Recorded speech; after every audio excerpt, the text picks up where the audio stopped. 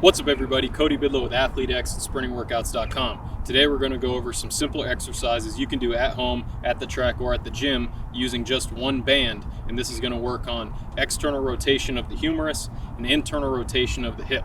Now these are going to help you when you sprint, because as we sprint forward, if our legs are moving and we're getting a lot of excessive rotation, it's not going to allow our leg to cycle through properly.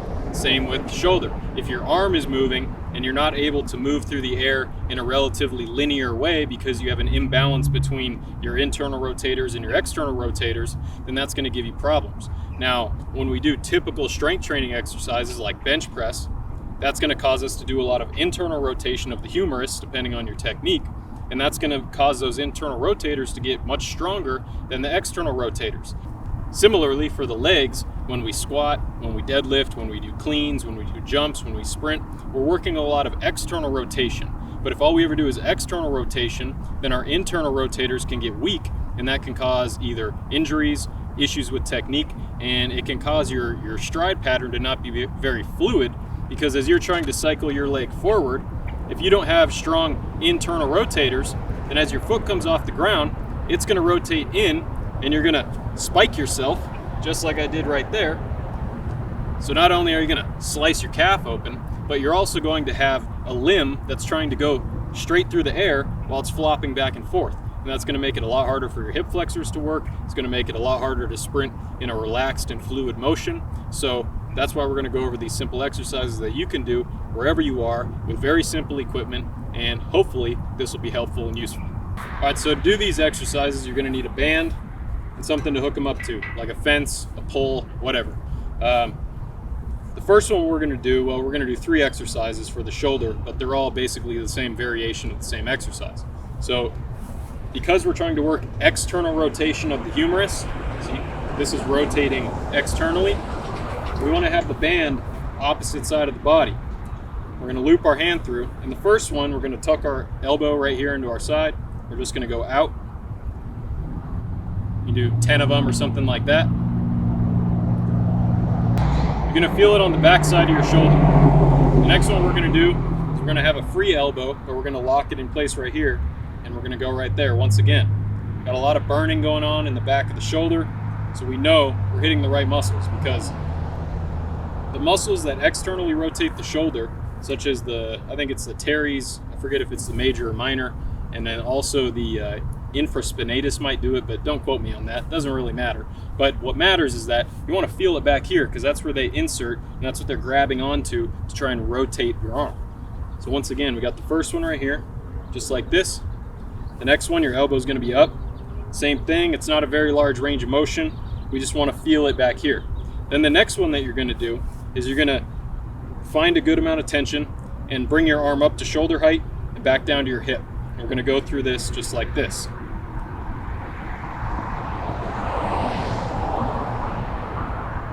Oof, that burns. Mine are super weak, especially this side. Now the reason we want to do all these different variations, and you can even do more, you could do where you're standing with the band behind you and you're doing it like this. That might be another one to add. But for me, I notice I have issues with external rotation of the humerus when my arm is on the front side of the body, because of how much bench pressing I've done in my past. It's really caused me to be internally rotated in my upper body. So for me, I need to just focus on the front side mostly, but you can vary it depending on what you need.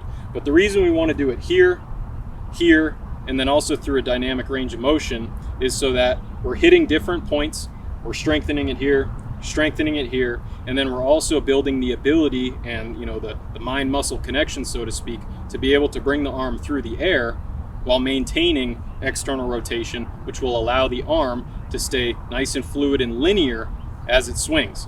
If you're doing a lot of this, you're probably overly internally rotated in your upper body.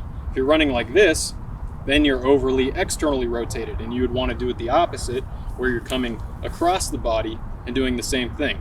So even if external rotation isn't your issue and you have more issues with internal rotation of the humerus, you can do the same thing.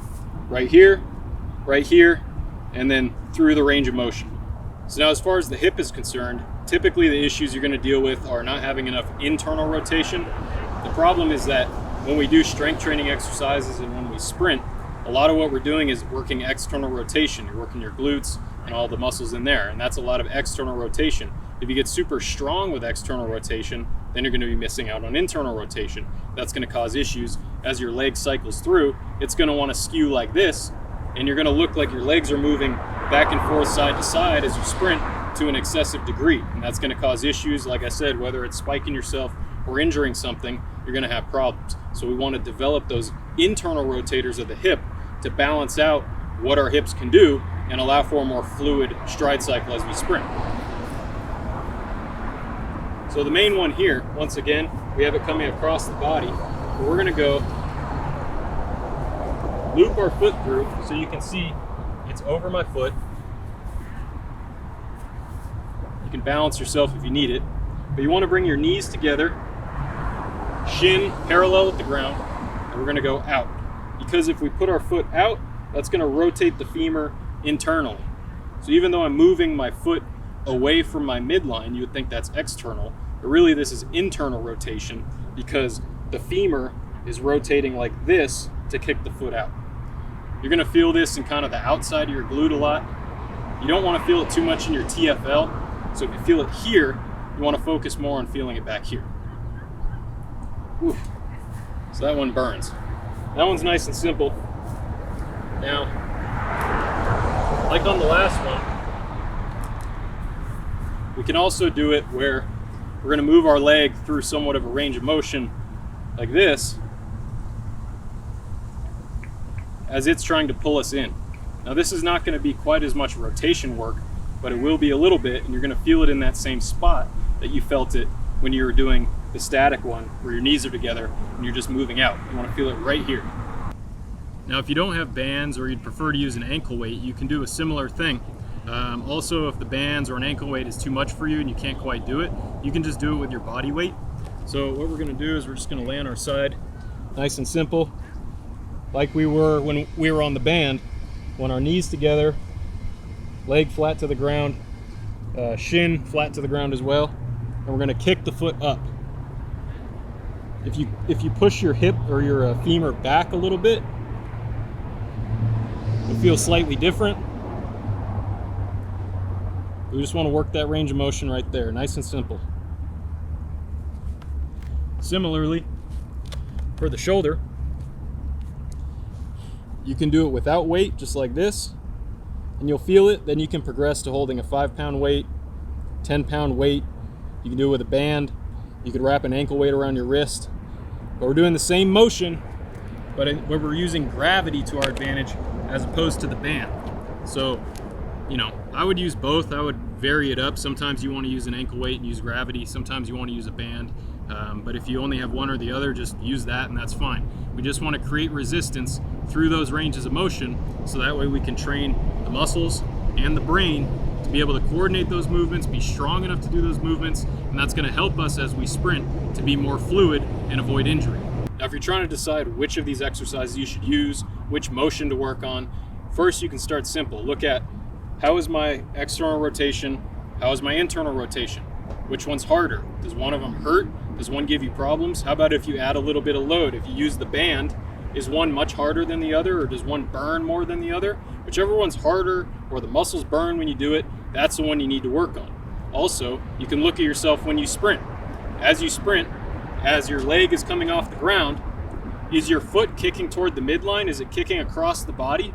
If so, you need to work on internal rotation. Is your foot coming off the ground going way out? Then you need to work on external rotation. So you can look at yourself as you sprint, especially from head on or from the back. Put a camera straight down the track, sprint toward it, and watch your legs and watch your arms. Are your arms coming across the body a lot? Are they not able to get up high? When you do a clean, are you not able to catch it? Those are all signs that you're weak in external rotation of the humerus and the shoulder. Like I said, if your foot comes off the ground, your foot kicks across like this, you're weak on internal rotation. If your foot kicks out, you're weak on external rotation. So that's how you can figure out which variation you need to do. Now, how often should you do these? Well, you know, you could do them at least 3 times a week. You could do them right after your session maybe. You could do some as sort of a warm-up just to activate those areas, but don't do too many of them before your workout because you don't want to tire yourself out. But after your workout, you can hammer on these, do a bunch of them, 3 sets of 10, 4 sets of 10, whatever you want to do. Just get to a point where you feel like you've fatigued those muscles, you've worked them, and then that should be a good dose for you. As time goes on, you can progress. You can go to a stronger band. You can use a heavier ankle weight, whatever the case. You know, over time, you want to progress the loading, progress the range of motion. And if you do this and you stay balanced, that's going to allow you to sprint as fast as possible, stay healthy, and have the best time when you go to compete. So that's all for now, guys. Hope you got something out of this video. Catch you next time. Cody Bidlow of SprintingWorkouts.com, signing off.